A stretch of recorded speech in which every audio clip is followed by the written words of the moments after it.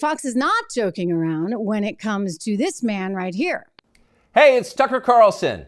The Biden administration arrested Donald Trump this afternoon. They had him arraigned and fingerprinted in a Miami courthouse like the accused felon he now technically is. These were the first steps in a process that is designed to put Donald Trump behind bars for the rest of his life. Cable news carried every moment. So Tucker's making the point that this was bound to happen, that it was kind of in the works for a long time. And it was in the works because Donald Trump dared to take on the establishment, dared to take on the military establishment and the big money that is behind that military establishment. A very interesting point, one that Tulsi Gabbard has suggested multiple times as well.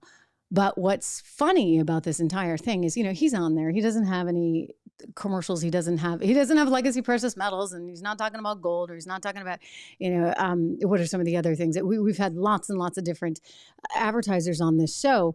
He doesn't have that, suggesting therefore he's not making money from that. There's no way to really monetize that I know of on Twitter right now with that video content. May change in the future.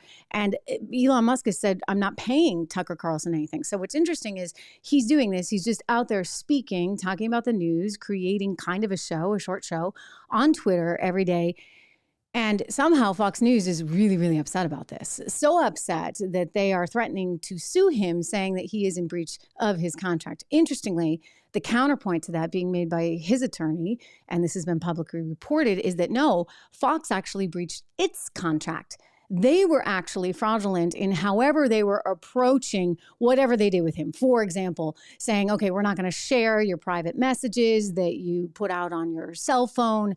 We are continuing to have you here in our employment. If you recall, they made a decision, I guess, on Friday to get rid of him. I'm sure they had been talking about it for some time. And yet he didn't find out until Monday while he was still preparing the show. So there were a lot of false promises, he's alleging, and consequently, they were the ones that broke the contract, and they are therefore responsible for still paying him, right, because of that pay or play clause.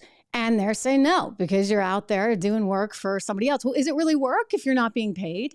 I would just ask that question. I'm not a legal scholar, but if he's not being paid and he's just out there sharing his thoughts, much like he would at the dinner table, there just happens to be a camera and he happens to have a big Twitter following, can he not do that?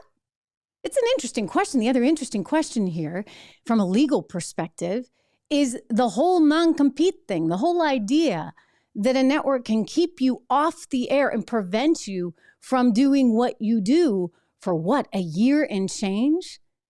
Can they actually do that? It's called a non-compete clause. It's very standard in so many media contracts. I've always thought they were entirely bogus, but of course you have to take it on. And he's taking it on. He's taking it on, and he's got the Biden administration on his side on this one, because Lena Khan, who's over at the FTC, has actually published some writings on this saying these non-competes are basically bogus. So this will be an interesting story to watch. Mark my words.